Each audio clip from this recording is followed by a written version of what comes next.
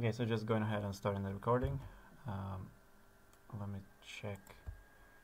I'm gonna have the schematic here.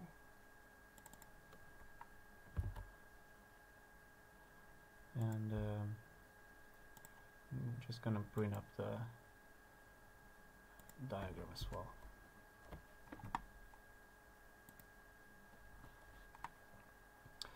So, continuing the design of my motor drive, and I'm just gonna see if I can bring up this restore session. Yes. Let's see.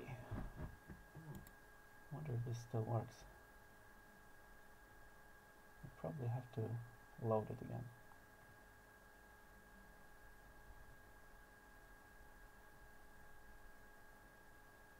Open existing diagram. And just gonna open this, let's see, motor drive XML.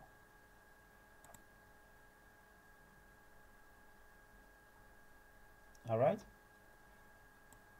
so continuing the design of this motor drive, I think we could pretty much update this diagram now with everything that I've added in the previous videos. So I'm gonna just go ahead and do that. Could it be that one? I'm pretty sure it isn't. I'm just gonna check here. So this one is what color? 66, FF66. I'm gonna use the same color. Can I not just save this color? I'm gonna see if I can save this color. Yeah, I think it's pretty much saved there. Okay, cool.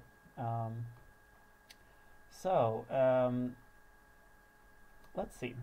So it's time for the review of this schematic, and the review part is about going over every single component on the schematic and double checking that that component should have the value it has, double checking connections from that component, double checking footprints, double checking the design in general. It's quite a time consuming process, but it really benefits the time is saved by not letting stupid mistakes get into the production. So let's see, we have 8 digital IOs, 5 volts. I think we could say that that is done. Let's see, we don't have the PWM inputs yet, so that needs to be added. Let's see,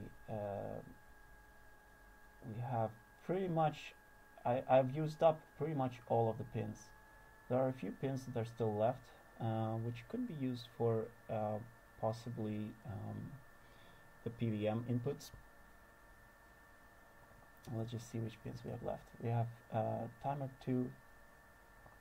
Now the problem is that most of the timers are already taken. So the timers are used for reading the encoder and reading the Hall sensors. So I'm using all of the timers 1, 8, and 2 to 6. Let's see, 2, 3, 4, 5, 2 to 5. So possibly TIM 6, if there is one that's called TIM 6, or one of the timers that are like timer 15. I think there is. I have to see. So it's quite possible that I would really just have to say that the PWM input is not going into this design, because there are other ways to communicate with this board. In fact, many ways to communicate with this board, which makes kind of the PWM input a little bit obsolete. But it could be useful. It could be useful for things like connecting simple transmitters or receivers to the board and just directly being able to control the speed of the motor using a remote control. So it's useful. There are several use cases for for PWM inputs. Let's see, we have timer 1, channel 1 there. Is there any timers? I'm gonna open up the date sheet and I'm gonna see which timers I've got there. Let's see. STM32, could this be the date sheet? 405 to... Let's see, this is the reference manual. Let's see what timers we have here. 427, 429. Okay, so we have TIM, let's search TIM 2 to 5. Do we have any entry in the table of contents? I want to go to table of contents, and I want to see if I want to see what other timers we have here and where they are connected, and also whether those timers support things like PWM input. So let's see, this one is used. TIM 2 to 5 are all used. They're general purpose timers. General purpose timers TIM 9 to TIM 14. So this is probably, yeah, we have PWM mode, that's for generating PWM mode. And then we have 10, 13 basic timers, TIM 6 and TIM 7. Are these, like, the question is, are these timers even connected to anything? They look like just internal timers. So this timer is mostly like a, these ones are designed for triggering things like the digital to analog converter. Damn it, I just clicked on something, I guess. I don't want to search for that, I want to go back. Yeah, I probably clicked like on find next, but I was not searching from the start here. So let's see, where do we have the timers? Timers.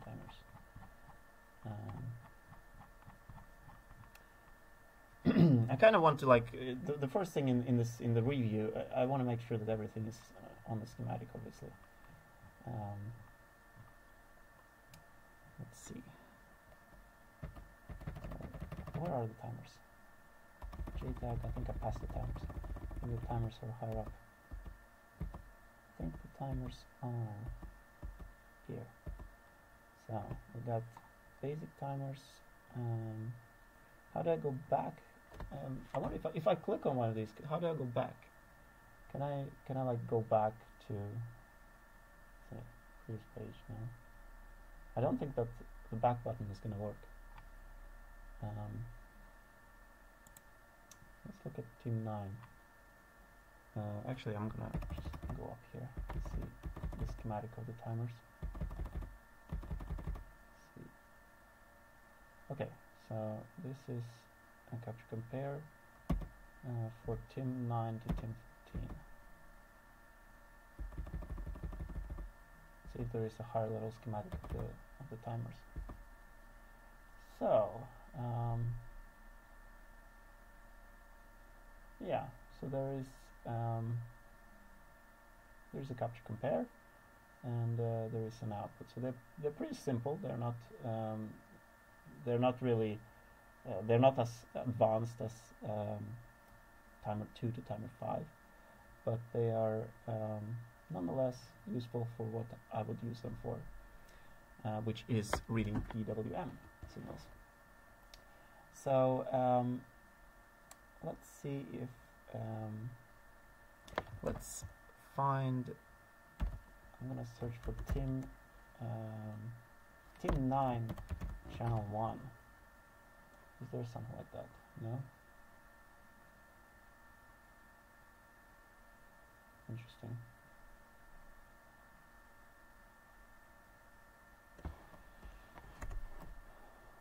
So TIM 10 maybe?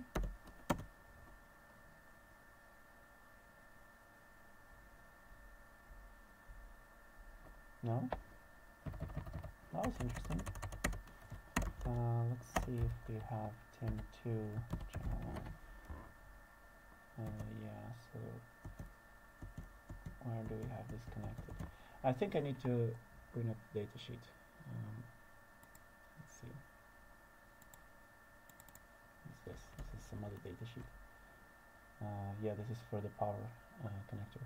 So STM32F429 datasheet. So the pinout is in the datasheet. It's not in the reference manual. Oh, yeah. I think I don't have it open. I'm gonna check. No, I don't have anything open. So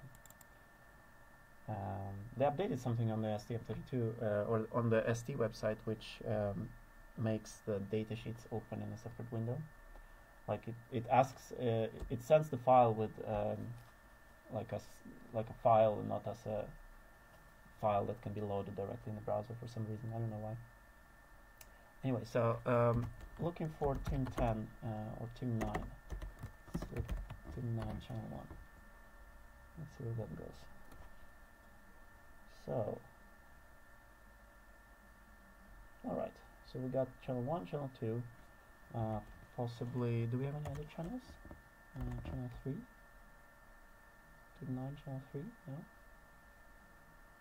Seems like TIM 9 doesn't have a channel 3. What about channel 2? We can connect it to, pretty much all packages have that, that's PA. The PA is out of the question. PA port is completely taken up by other things. So PE6, what do we have there? What do we have on PE6? PFPG, PE is down here. So we got PE6. That's UX, okay. Yeah. The question is if I could move the UX somewhere else. Although I'm pretty sure that it's gonna be hard. Let's look for TIM 10 channel 1. It's quite possible that all of these. Okay, so TIM 10 and TIM 11 is actually available on PF. Right. So what is that? So that's BGA, right? So we are using 144, right? 144. I didn't go to 176. So yeah. So it's gonna be available. So we got channel 10, channel. Let's see if there's a channel 10, timer 10, channel 2. Maybe there isn't. Yeah. Okay, so PF678. Let's see what we got there. Maybe this is easier. PF6. Okay. 7 and 8. So this is pretty much like this is GPIO pins that can be moved to pretty much any GPIO pin. So I could basically just move this one, for example. So we got timer 11 and timer 13, channel 1. And let's see, so we got UART7 there also, which is useful.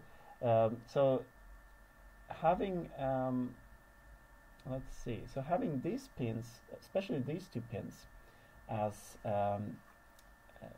kind of like PWM inputs is actually very useful, because they can be used also to read PPM by means of just kind of like reading one pulse at a time, and they can also be used to read normal PWM, and they can also be used as an extra UART. So these two pins are very interesting. I think that our current adjustment number 2 is, this is weird. So this is, let's see what we have in OCH2. Is this some kind of control signal then? Okay.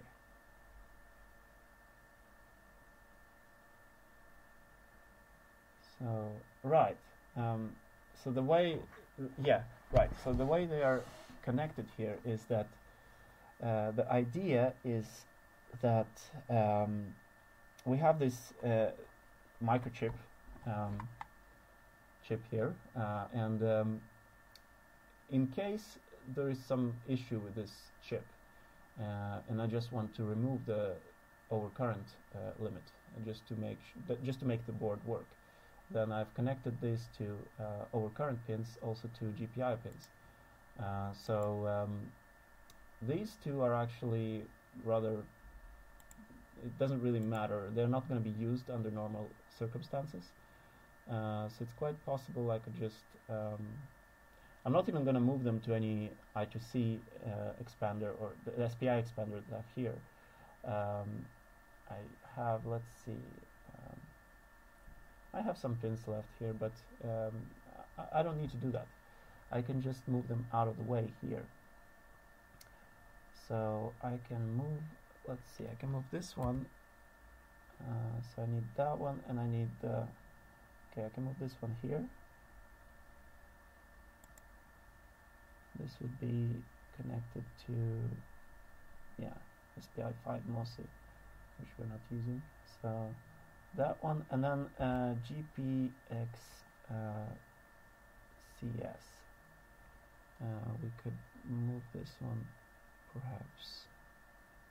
Let's see, do we have any use for this one? This one is channel 2, SPI, I2S, no. So this pin is quite useless because we're using channel 2 here. Perhaps GTDI, but we're not using, we're using serial JTAG, so we're not going to be using that either. SPI 3, SPI 1 chip selects, yeah. So this pin is quite quite useless, so I'm gonna just use it as a GPIO. Okay, so we've got 2 pins here. Now, in order to add, let's see, in order to add 5 volts expansion pins, I'm gonna have to use a buffer, which is a bidirectional buffer, and I wonder if I think I have a bidirectional buffer somewhere here. Let's see if I used it. Let's see if I. Okay, that max. That's the switches. I remember putting it in the schematic, but then I think perhaps I deleted it when I instead went for these SPI expanders. Yeah, I probably deleted it. Let's see if I have it in the library.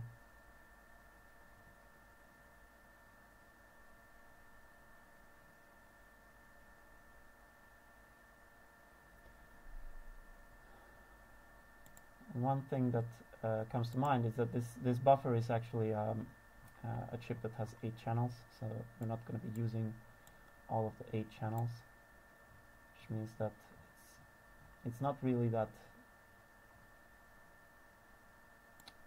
it's not that economical to use this chip. I wonder what it was though. Let's see.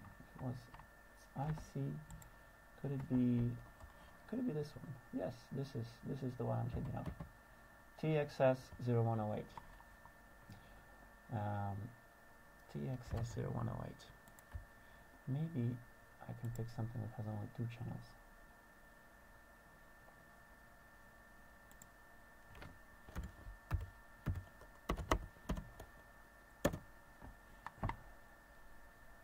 So this video was going to be a component by component review, but I ended up sort of starting with the block diagram and finding that I have a few things to add.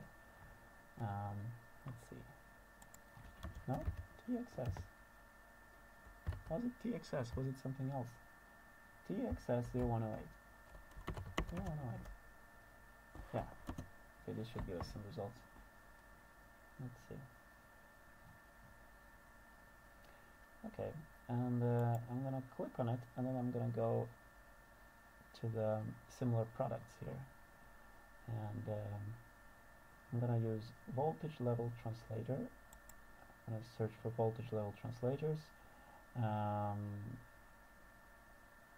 Perhaps I'm gonna leave the voltages unspecified, and perhaps we go for Texas Instruments. Let's see, show similar. Let's see what we get. So, what is this? Let's see, PCA 9306. This one is, how many channels? How many channels is this one?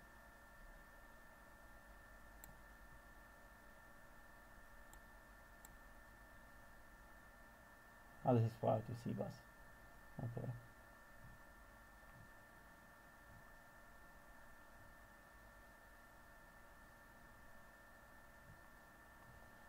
It's actually very important to have level translation there, because the use case dictates that it has to have 5-volt support, because a lot of the receivers that output PWM or PPM, they are 5-volt receivers, so they output 5-volt signal. So it's important to have 5 volts translation on these pins. I think perhaps maybe I will just use this one, but I will probably connect some more pins out to it, just so that we have an extra sort of some more options with connecting to some of the interfaces of this chip. It's pretty much that most of the things are taken, like most of the things are in use.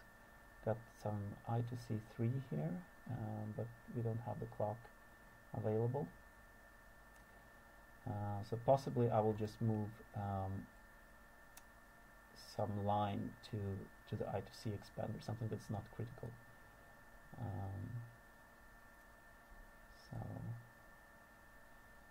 Okay, let's start with just PWM in 1 and in 2. This is a bit of a waste at this point, because I'm only using 2 channels, but I'm kind of thinking it may come into use a bit later. And also the chip is, I'm pretty sure I'm going to be using this chip for other things as well, and it's not that expensive either. So let's see, we put this one here, and copy this one there. So make this one in 1, and then we have 3.3 volts here, 3, and VDD 5 volts here, VDD 5 volts, and the connector here is going to be just a pin header, possibly one of these that have a little bit of a shroud around them, just to allow connecting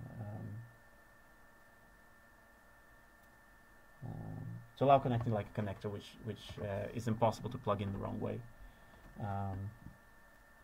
But this is this is not critical stuff, but I still want to have this on the board,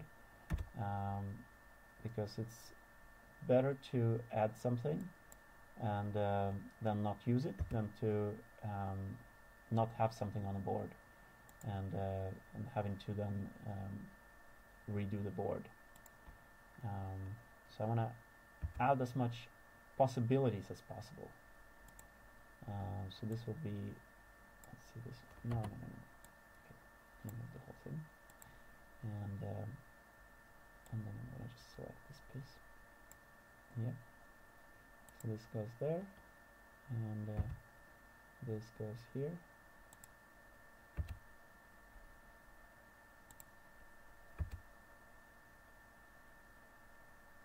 And let's make this one also on 3 to 3. So these are two bypass capacitors for the power supplies. This chip takes two power supplies. One is on the 3-to-3 side, and the other one is on 5-volt side. And it kind of provides this translation between 3-to-3 and 5 volts. And it's bidirectional, by the way, so that's very good in this case, because these pins are multifunctional pins, and we want to have bidirectional and completely protocol agnostic level translation. Okay, and then we connect the ground here as well. Let's put this one here.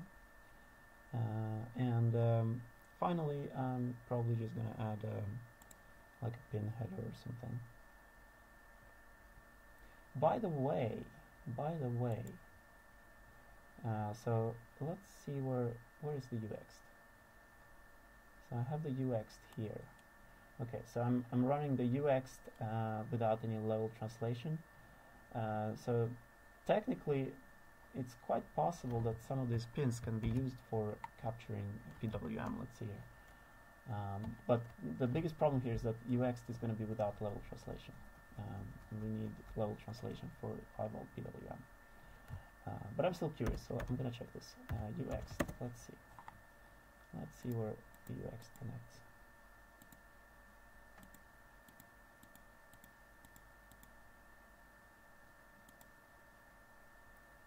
Okay, we got timer 4 is in use. And these ones are useless. And possibly then, if we're not using the SPI bus on UX, we can also use these two pins for capturing PWM. But that would be 3.3 volts. So we still need to add a level translator that will translate that between 5 volts and 3.3 volts. So it's going to be like a little bit of extra input here. And I'm going to add a new symbol for the PWM.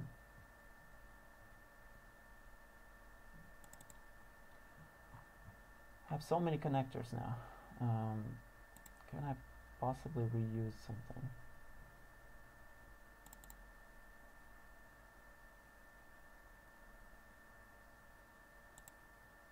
TPM in maybe? Okay, this one needs to be adjusted. This was a GST connector, right? So footprint is not visible. I don't have that visible.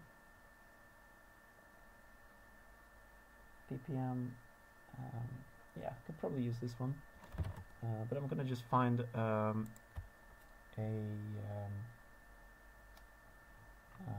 gonna find an appropriate connector for it. Let's see. So this would be like it's pretty much gonna be like a pin header.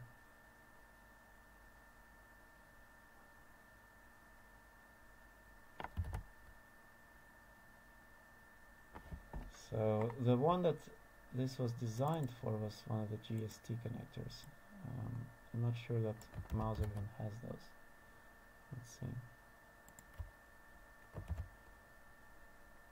GST B02B, or rather just GST XH. Do we have XH here?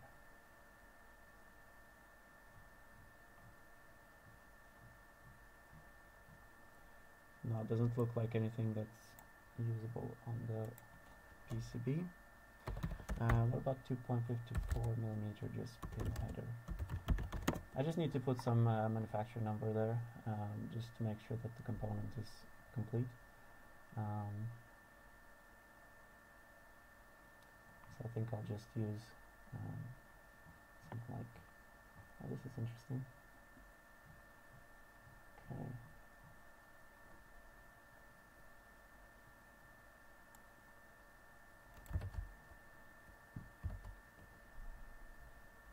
Can we perhaps lead this out to some connector that's already on the board? Like, okay, so LCD got the switches, We got the LEDs, and it's like all of these are very specific for connecting sort of just wires coming from a button, or in this case it's wires going to the button. But I don't think I have any other connectors here. Maybe, possibly. Okay, no, I'm not gonna modify the debug connector. That's just unnecessary. What is this? Yeah, this was for the. Okay, this was for the current from the back. Okay. So it looks like I need to still add sort of a few connectors here, but I think I'm gonna go with just something very simple for this. So this is just to have the ability to receive a PWM signal, but I don't have any specific use case where a specific connector is used. So therefore, I think that what I'm going to do is just I'm going to find just a pin header with 2 pins, and I'm going to let's see, and I'm going to just use that. And it's going to be just a standard 2.54 millimeter pin header. So let's see, IC komponenter tag, stift och socketkontraktor.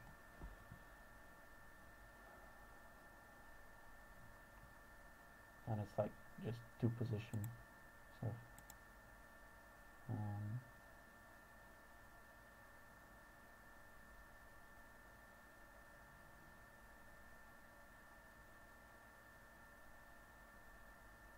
which kind of brings me to this idea that this is very similar to the way that, for example, the flight controllers for drones, when they take in the PWM signal or PPM, they kind of have like 3 pins, and you can pretty much power the receiver also from the same connector. In the case of PPM.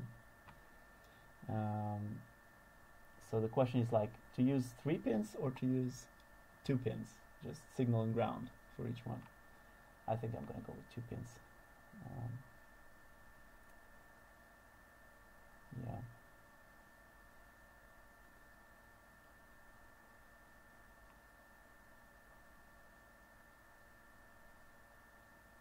Because adding 3 pins in this case, it's going to mean that sort of the regulator that's on board of this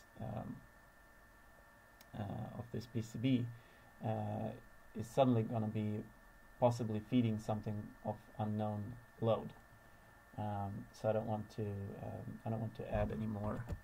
Let's see. Do we have any?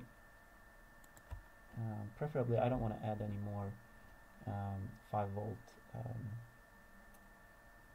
outputs here. But I think it's quite possible that what I could do actually is I could use one of these. So I could actually make it 1 connector per motor. So the connectors will be fed from the same supply that is used for feeding the encoder and any of the sensors connected there, and that's limited to 900 milliamps by the USB limiter. I think, where do we have the USB limiter? This USB chip.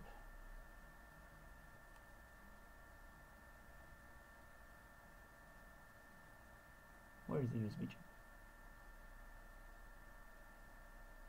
Yeah, this one, yeah. Got it here.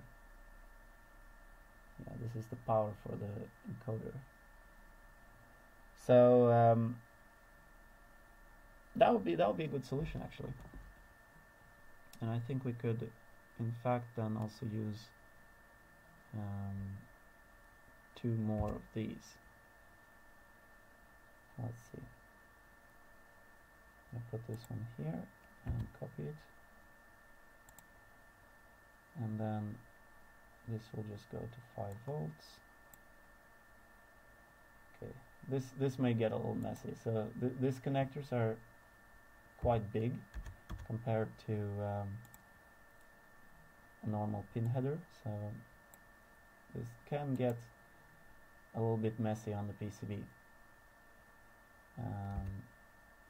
So it's kind of still a question mark whether this is going to be left on the PCB or whether this will be refactored before the PCB is done. But for now I'm just going to go with this. I think this solution is good enough at least. So I'm going to set this one to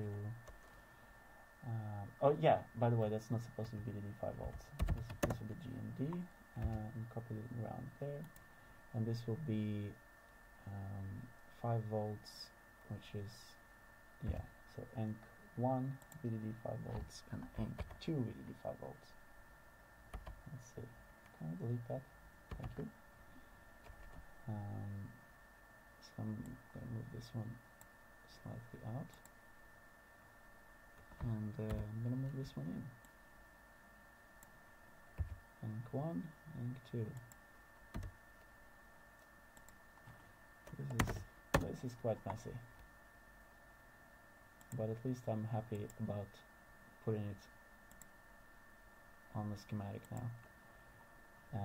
An output enable, right? So this one has an output enable.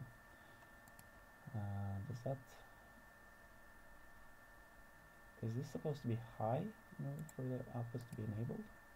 That's an interesting question. Let's see. It would be nice if I could just open the datasheet directly. I could use like this. I could do it like this better. So datasheet is not available. Interesting. 0108. Let's see what Mauser gives us.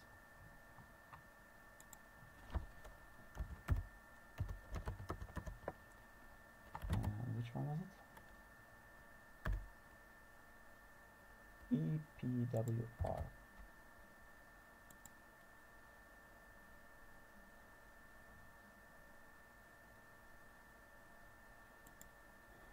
I think that I need to update this component actually.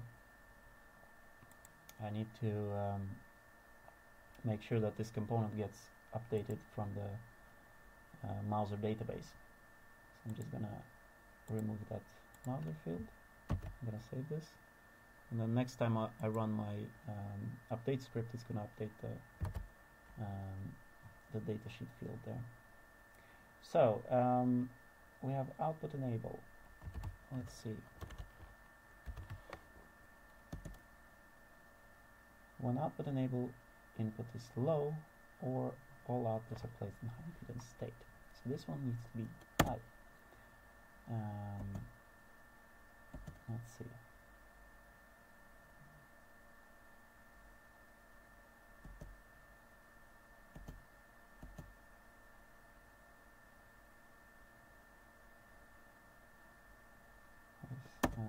Okay. Reference to VCCA. Okay.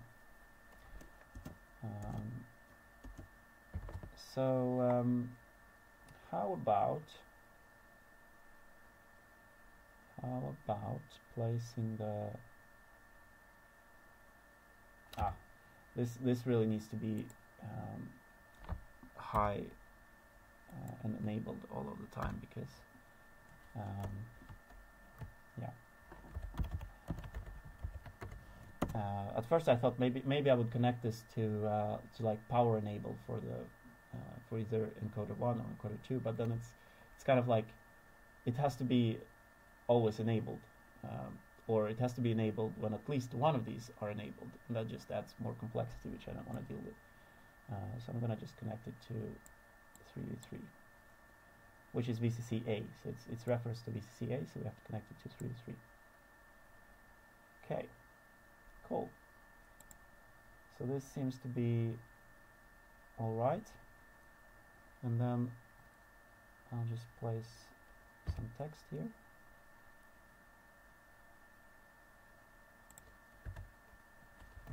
Let's see, PWM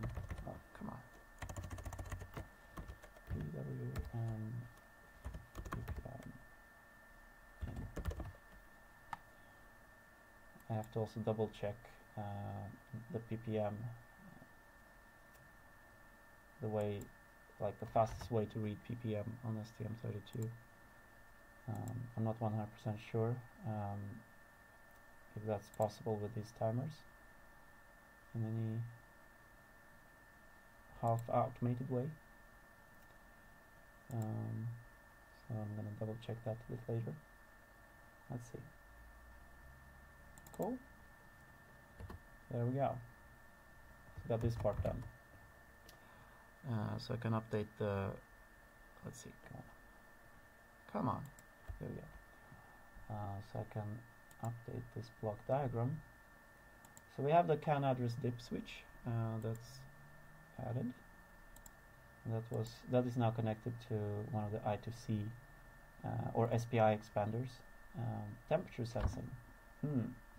Temperature sensing. That's interesting. Okay, this one is actually going to be like UX'd. Let's keep it like that. But it's represented by the UX connector. So that's green. Digital I/O 5 volts. That's not really. It's not really digital I/O. The ones that I have, they're like LEDs. So digital I/O 5 volts is not really there. This one is pretty much there. So still needs to be reviewed, but it's in place. Now heatsink, haven't looked at that, and fan control. I don't know.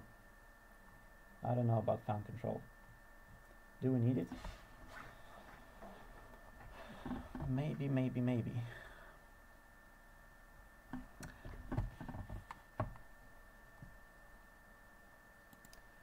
Temperature sensing. Temperature sensing would be nice to have. Question is, where would that connect? Do I have a pin here? Let's see, this one is not an analog input. I think I had some analog inputs here.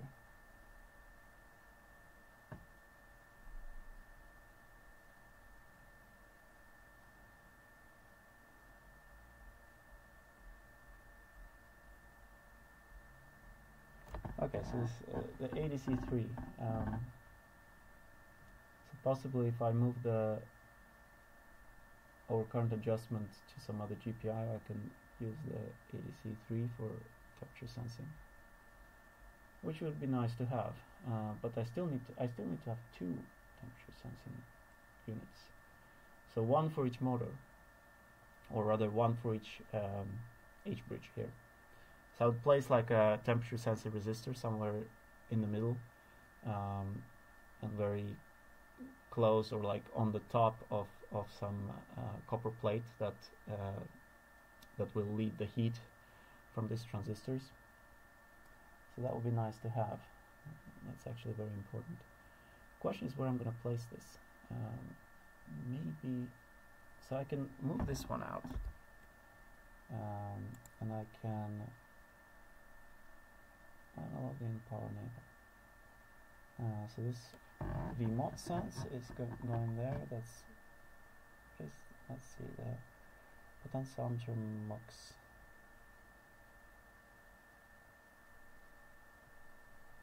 GPX reset. Yeah, actually could use GPX reset and move that one somewhere else as well. So they could actually go, let's see, got one there, and we got these pins. But I want to just double check, because these pins are special. They're not designed to drive higher power loads. So they may be unusable, but I'm gonna check. So PC13,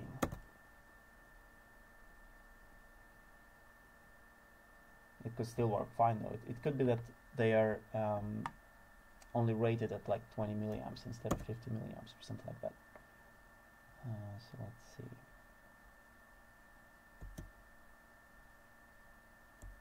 Oh, let's see.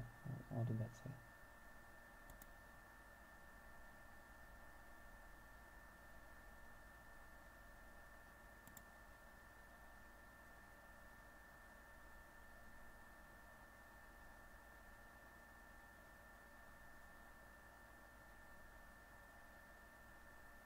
Standard GPIO. Okay.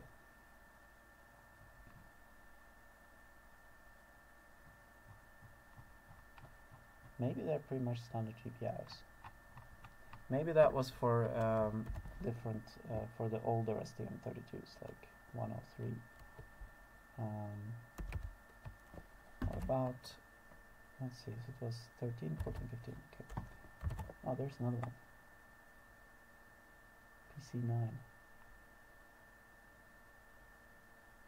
Let's place it. Let's place it in those pins.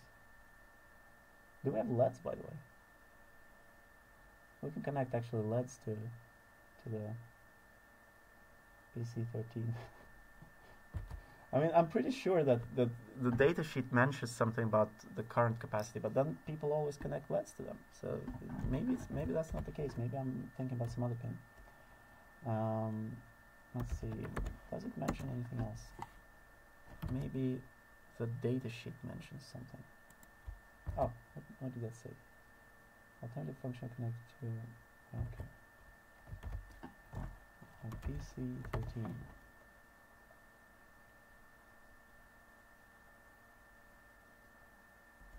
Oh, there we go. Are supplied through the power switch. Since the switch only sinks a limited amount of current, the use of GPIOs in output mode is limited. This IOS must not be used as a current source to drive a LED. The speed should not exceed 2 MHz and a load of 30 picofarad. So basically just avoid using them if you can use something else. I think it's in this case it would probably work fine if I use them as GPIOs, because this is just reset signal and adjustment signal. These signals don't really draw any significant amount of current. But I think nonetheless, let's see, I'm going to actually remove this. Nonetheless, if I can avoid using them, why not just avoid using them? We can connect this one here. Or maybe, let's see. I'm just thinking, if I'm pretty sure I didn't add any LED. Did I add any LED? Like the status LED anywhere? No? I don't think so. So I have to connect the LED somewhere. And I was thinking that I'd connect the LED to like one of these GPIO expanders, like PA7 there, which is free. But then it's kind of useful to have the LED connected directly to a GPIO pin, because I sometimes use the LED as a way to investigate certain timing issues, and that basically just requires the GPIO pin to be driven directly. So maybe, let's see. This is GPIO X, which is connected here.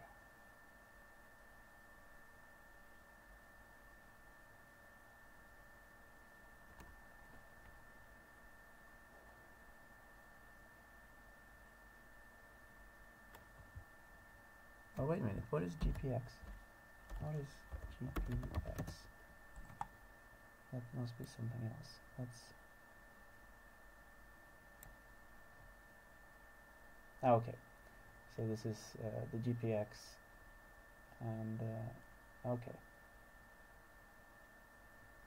Yeah, right. So this is the expansion GPIO. Right. But I made them share the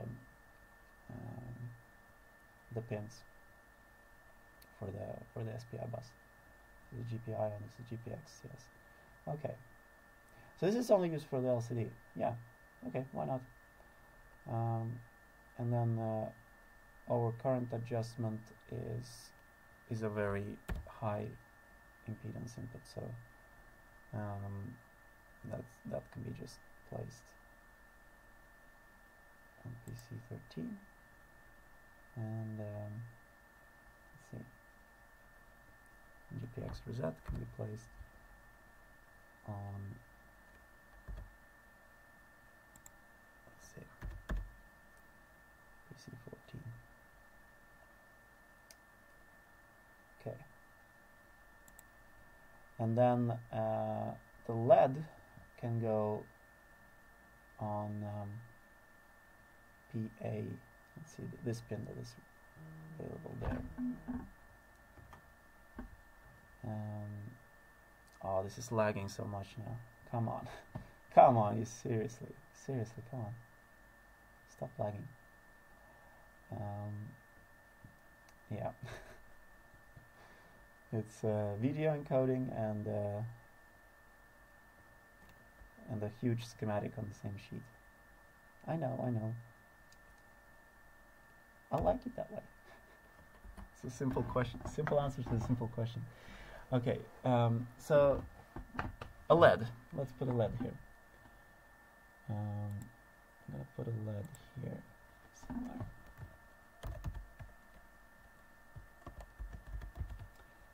LED red.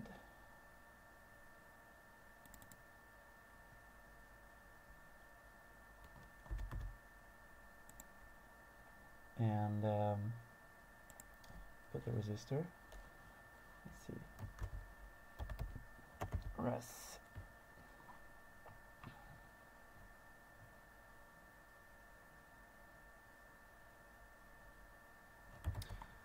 I want to see if I have any resistors here. So this is a list of all components. Let's see. Do I have any resistors that are around 500 ohms? Maybe. Oh no, sorry. That was completely bad idea. Let's see here.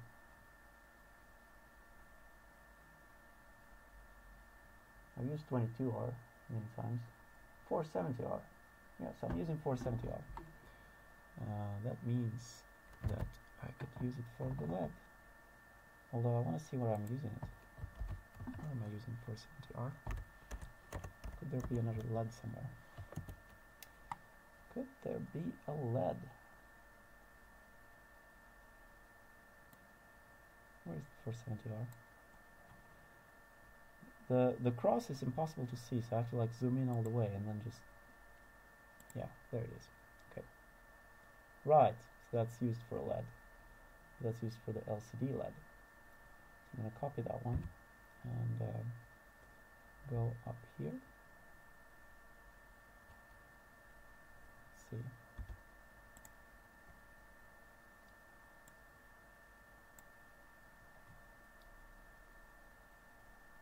Zoom in with a little bit of lag. Zooming in. And move this one here. Zooming in again. Yeah. I'm gonna move this one here. Okay, cool. And I'm gonna just flip this one. Mirror around x-axis of this. No? Yes? Cool. And this would be the PA8.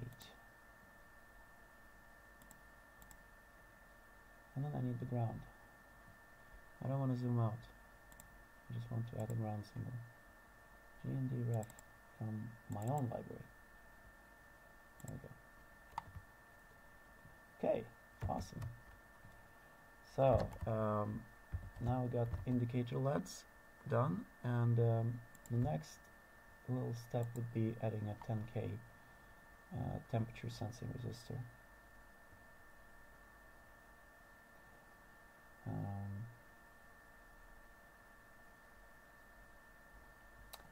So let's do it like this.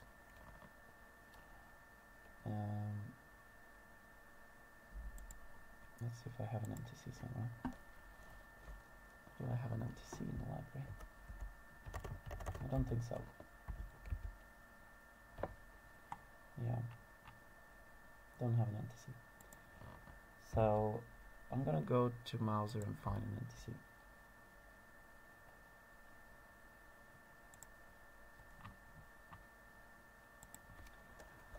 NTC 10K.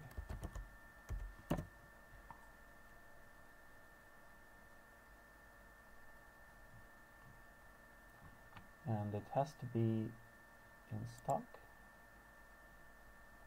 and it also has to be surface mounted.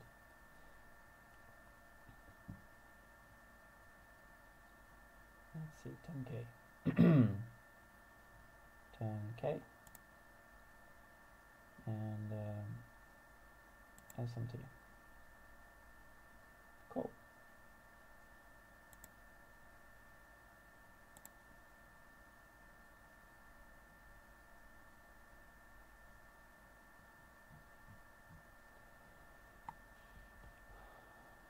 And then I'm just gonna sort them by price and pick something that's reasonable price and widely available.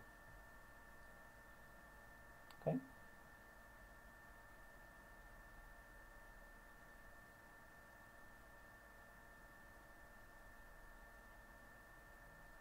So, like, pretty much the same price, but more exact. Why not? Let's see here. So,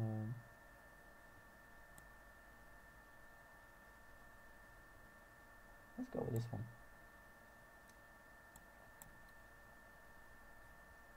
This one. Yep. Just have to add it to my library. I'm gonna start with a component that's already available in their default library. So MTC,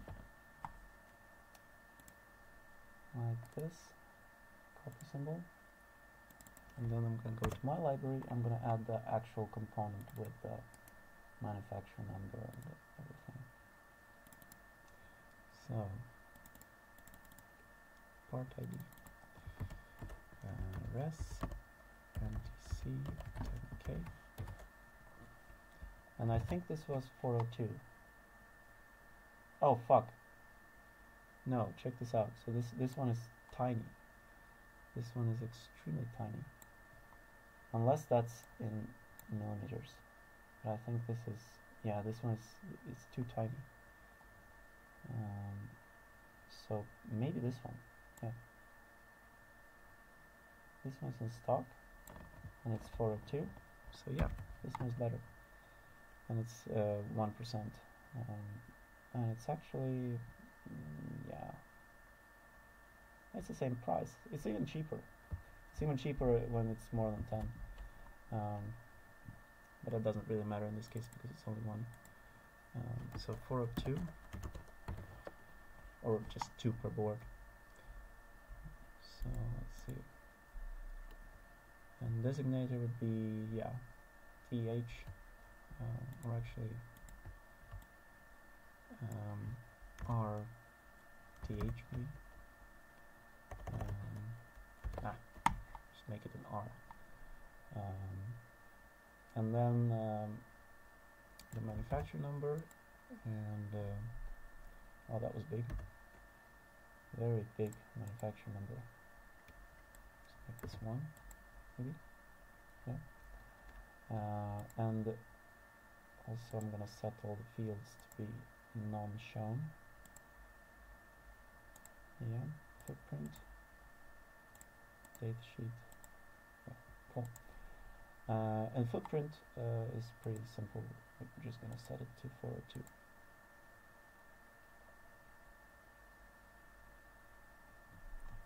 Resistors SMD, let's see, and 402.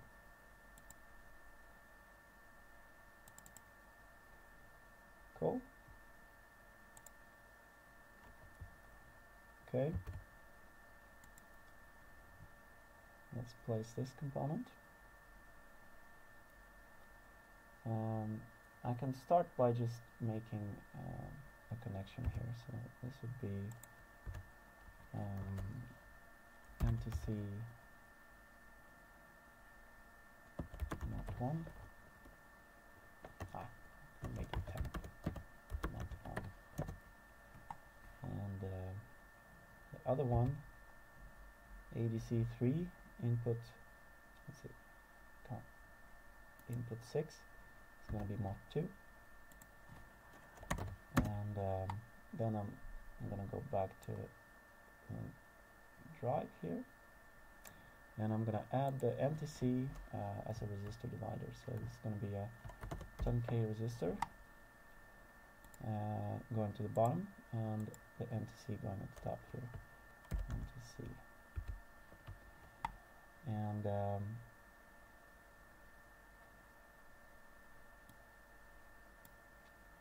or actually,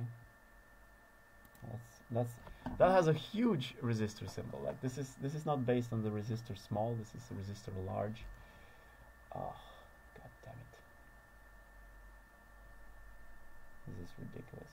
This is huge. Okay, I'm gonna open the datasheet for this first, and I'm gonna see the variation in resistance, so I can sort of make a good decision on where to place it. Let's see. So it's 10K at resistance. So it can go up to it's 10K at 25 degrees room temperature, and then it can go as a little less, like 0.5, 0.3, so 300 ohms if it's 150 degrees, and when the temperature is much lower, it basically goes very high. So what? 603? Are you fucking kidding me? This says 402. This says 402.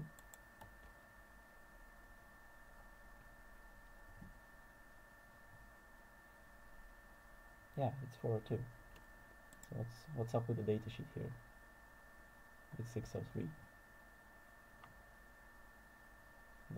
Looks like the datasheet is wrong or something, or the description is wrong.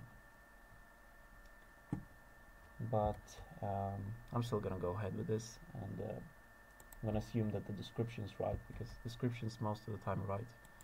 It more often happens that the datasheet is wrong and the description is wrong in terms of Mauser. Like, they use the same datasheets for many different components, and so sometimes they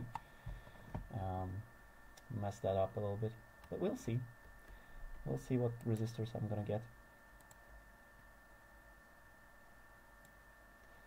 You know what? I'm not gonna leave this to chance. Let's see. I'm gonna just go ahead and search for this and see what part this represents. What does DigiKey tell us? DigiKey says it's a 402. So can we find something else? Like, can we find, what does Octopart tell us?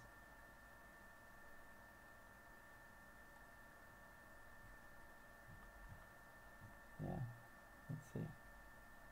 Footprint.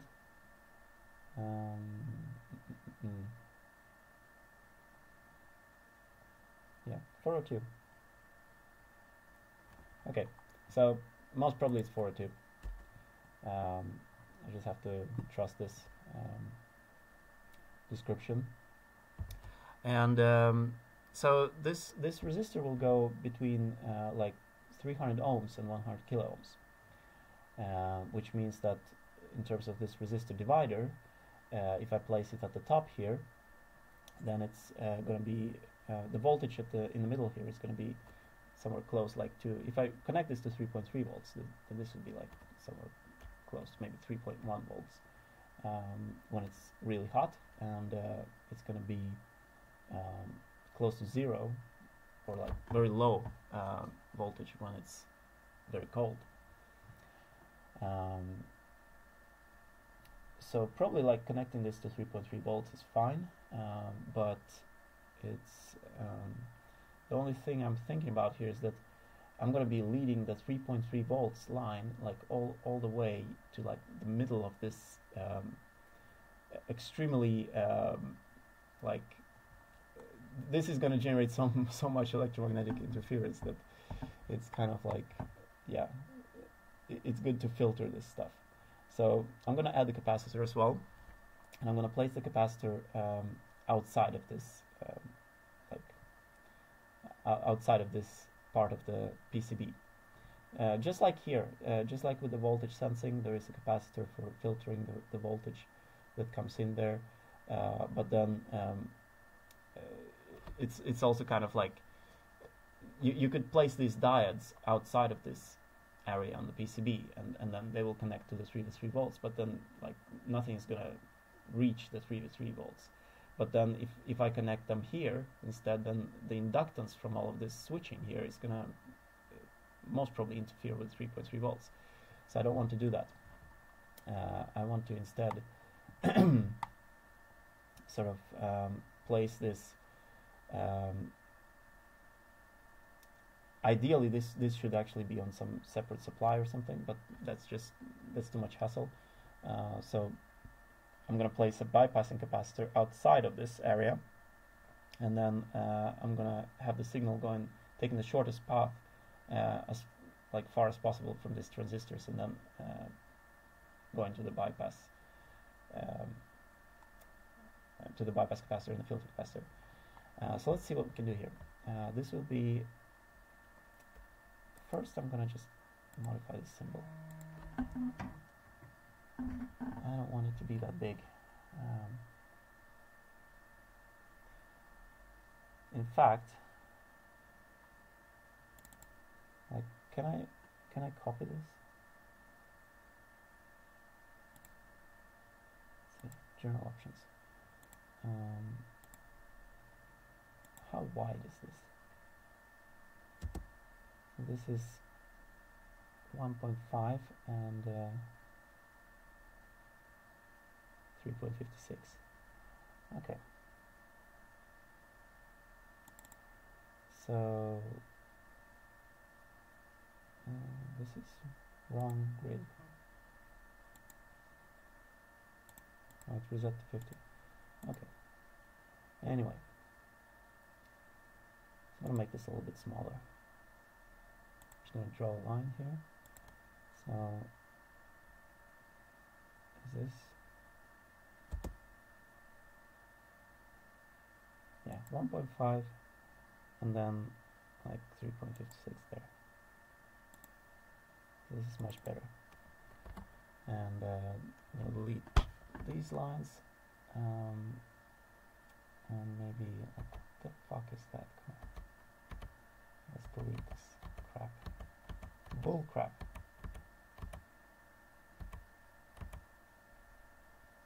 Arc. Okay. I don't want the arc. And I don't want the arrows either.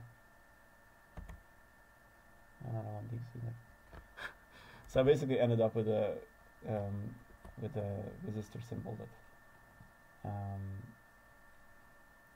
is pretty much the same as the other ones. Would have been so much faster to just use the standard resistor symbol as starting point for this. Okay, but now it's too late to change that. I'm gonna add the graphic here. Cool. And then I'm gonna change back to the grid and just move the pins, because I don't want to move the pins when I'm not on grid. Default grid is 50 units, and this is not evenly. Like, okay, so maybe, yeah, can do like this, and then we can just modify the length of this pin. Maybe, what could it be? 0.8 maybe. Yeah. 0.7, 0.70, 0.75 maybe. Let's see, that's better. 0.75. Thank you. Cool. Now this looks much better. And then this will go, so like I'm gonna place a capacitor. Let's see, I don't need that capacitor. I can take one that is like 50 volts, the standard one that we're using the 50 volts capacitors for bypassing most of the stuff. So let's see. So this will be the filtering capacitor, and this would be the capacitor for the power.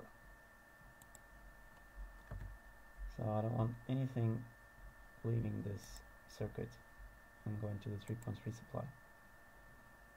So I have the capacitor here. No, damn it.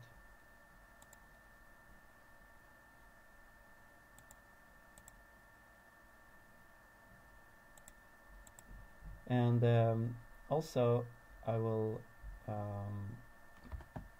actually swap places here, because I want the signal to be kind of above zero, like I want it to have some voltage.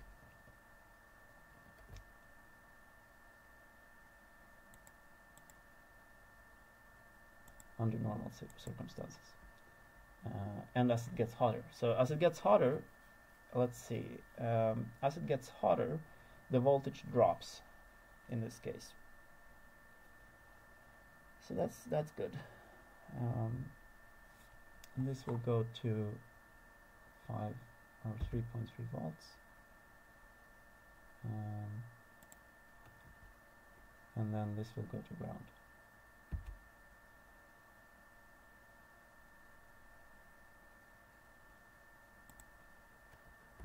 Okay, I'm just moving this out a little bit here, so we have enough space for this.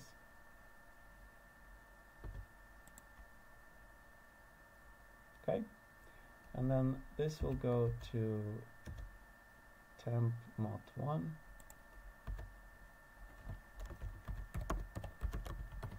And I'll copy this one, duplicate block, and move this here as temp mod 2.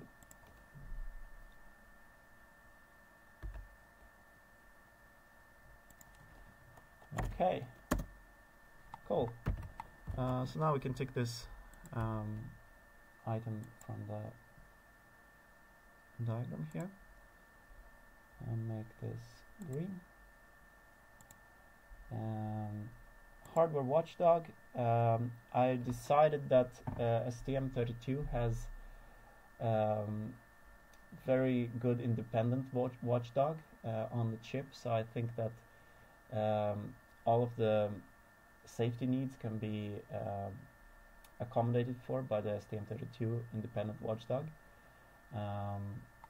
But I'm gonna leave this for now still on the diagram though. Now, digital IOs are pretty much like not, they've been replaced by, let's see, yeah, I've basically replaced those with the LED outputs. It's not really, I'm not going to be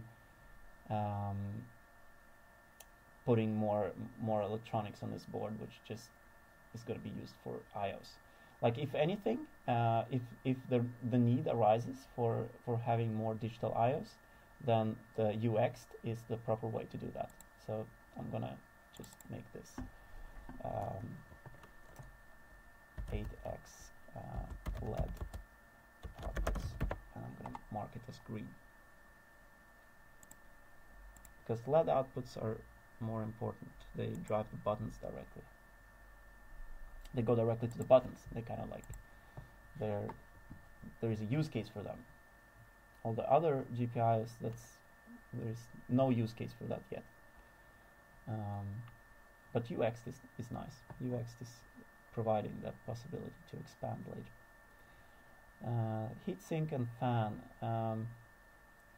Fan, honestly, I don't think that these transistors need a fan, because they're not going to be operating anywhere close to their maximum power rating, and they have very low internal resistance, so they're not going to get as hot.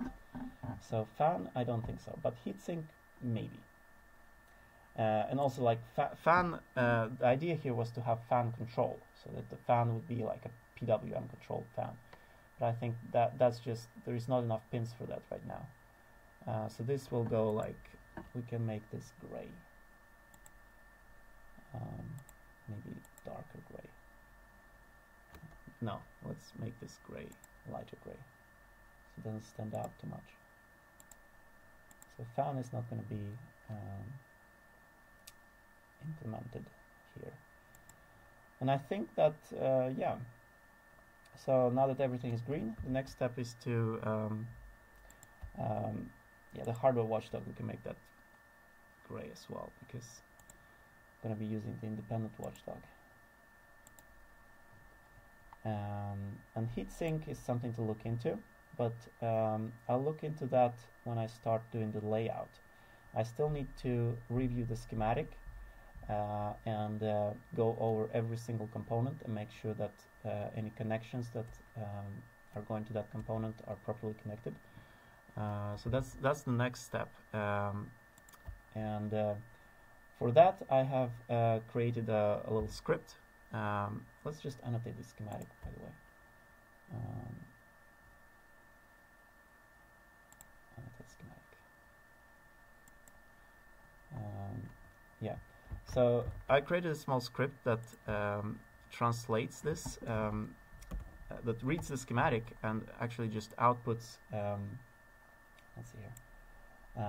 And outputs a list of all components with reference, name, manufacturer number, footprint, and datasheet.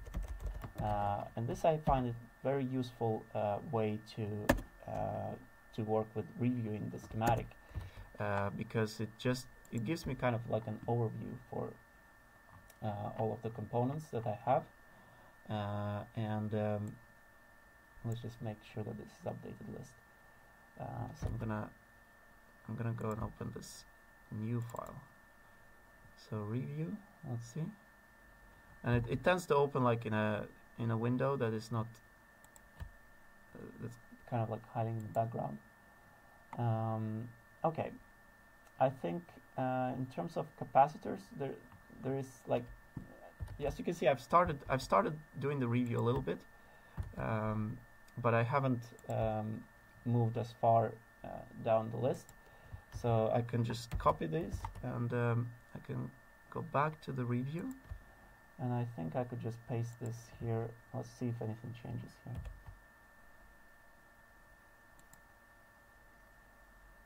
Yeah. So besides, yeah. Let's see here. Yeah, nothing changed. So Control Z, Control Y, Z, Y, Z, Y. Cool. So,